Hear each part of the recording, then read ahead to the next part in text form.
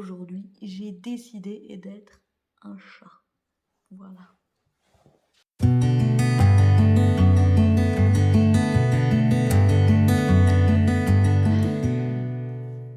Et bonjour tout le monde, j'espère que vous allez bien. On se retrouve pour une nouvelle vidéo sur les livres que j'ai abandonnés en cours de lecture parce que ça m'a pas plu. Voilà. Et voici les 3 livres. Alors, on va commencer par Comme une déesse de Roxane Malone des éditions Kalman Levy, que je ne connais pas du tout. Hop, il se présente comme ceci. Voilà, la couverture est très belle, c'est une ambiance de Noël puisque ça se passe en décembre, pour Noël justement.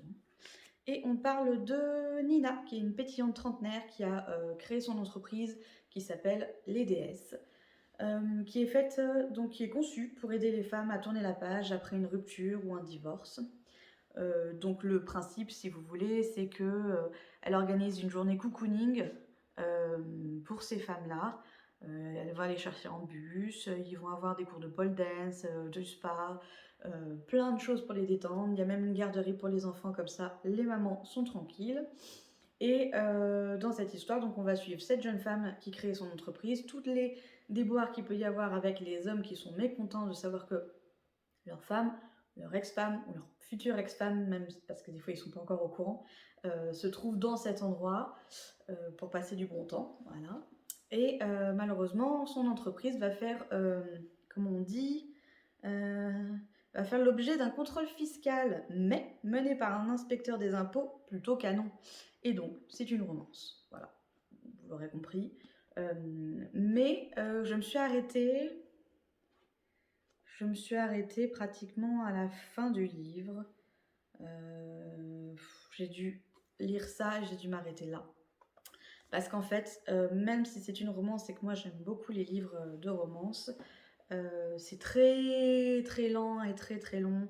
On reste uniquement dans cet univers de l'entreprise, de ce qui va se passer, de ce qui se passe pas. Il y a un flirt qui commence, mais vraiment au milieu du livre. Et là où je me suis arrêtée, en fait, la romance commence à peine à pointer le bout de son nez, si vous voulez. Et pour moi, c'est trop long, en fait. C'est beaucoup trop long. J'ai besoin qu'il y ait déjà plus d'action dans l'histoire. Là, c'était pas forcément le cas. Donc j'ai mis énormément de temps pour lire ne serait-ce que tout ça. Alors que c'est pas un gros livre, hein, parce que il fait 335 pages, donc c'est pas du tout un gros bouquin. Mais voilà, donc ça m'a pas plu, j'ai arrêté je l'ai arrêté. Voilà. Et donc le deuxième livre que je vous présente, c'est Quand les hasards sont des rendez-vous de Magali Discours dans les éditions Roman L'Archipel.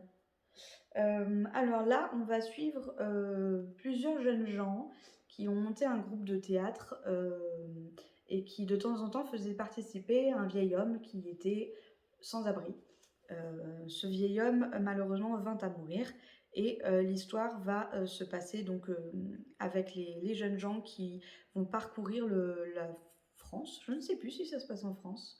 Bon, qui vont parcourir le pays et créer un théâtre avec les trésors que recèle la vie de ce papé, comme il l'appelle, pour un peu lui redonner vie à travers ce théâtre. Ça avait l'air super mignon, super tout ce que vous voulez, mais en fait, je sais pas, pardon, si j'étais pas dans le bon mood pour lire ça tout de suite, mais je me suis ennuyée dès les premières pages.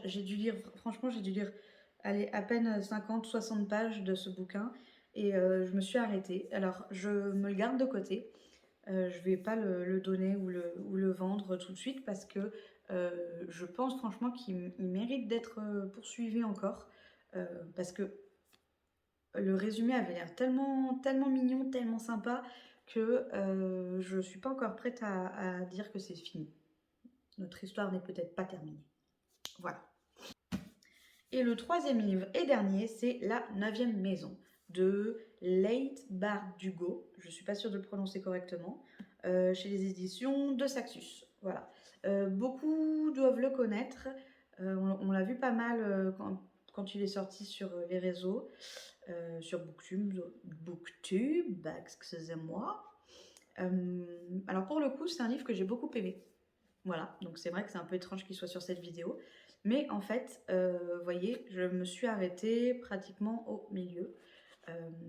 J'ai été obligée d'arrêter la lecture pour je ne sais pas quelle raison.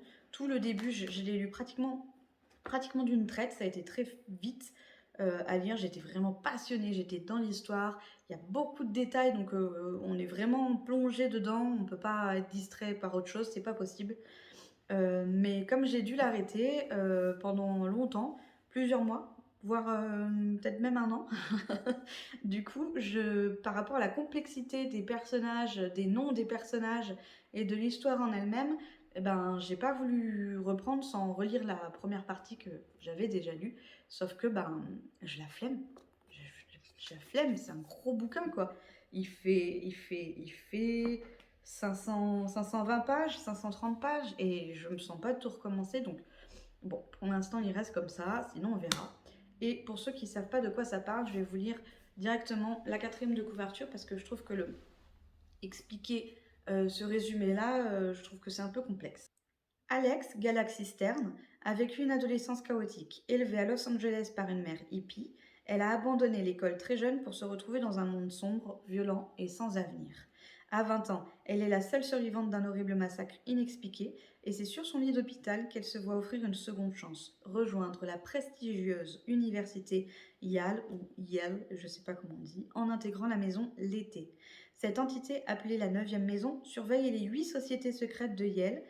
Ces dernières forment les futurs décideurs ainsi que les personnes influentes et pratiquent la magie sous différentes formes, bien souvent sinistres et dangereuses. Alex a été choisie car elle possède un pouvoir rare et mystérieux, elle peut voir les fantômes. Alors que son mentor a disparu, elle va devoir enquêter sur le meurtre d'une jeune fille. Ce qu'elle va découvrir va au-delà de l'horreur. Voilà. Euh, Moi, je trouvais que le résumé était vachement alléchant.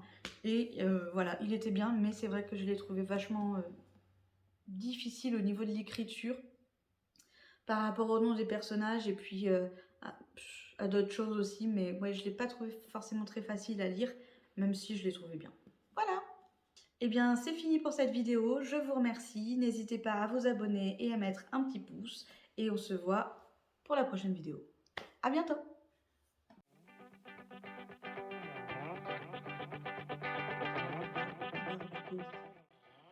Bécasse. Oh la bécasse.